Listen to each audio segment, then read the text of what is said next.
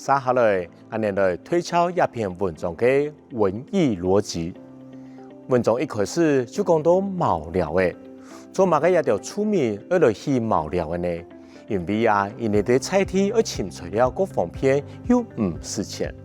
唔過很久嘅就會發現，一個茅寮嘅做嘅物嘅就冇辦法來當起高大嘅風意。人就想到底有乜嘅更好嘅方式呢？嗰種就想到平常自家喺度附近就有做嘅一個做嘅同茅草嚟相比，做嘅嗰種要高硬長，人就想用一個做嘅嚟夾壁上。後來就想到用竹嘅做嚟做竹篾嘅，再變一個竹篾嘅，唔過一個竹篾嘅就會有碰，人就想要用嚟結結咯，就想到平常時生活中做啲刺刀嘅硬嘅奶，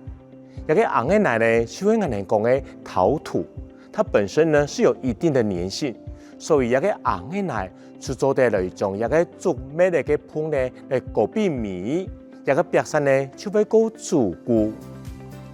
唔過後來又開始瓦嘅製作出來嘅，一條居民呢就想一個瓦嗰種做得當高大嘅風意，唔過一個瓦做嘅物又夠重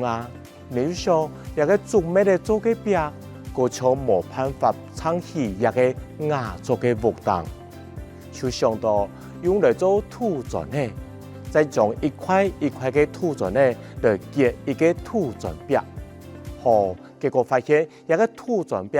真緊呢，做得撐起一個安全嘅瓦做嘅木凳。所以一個優點係乜嘅就係開一個木凳，又做得好環保。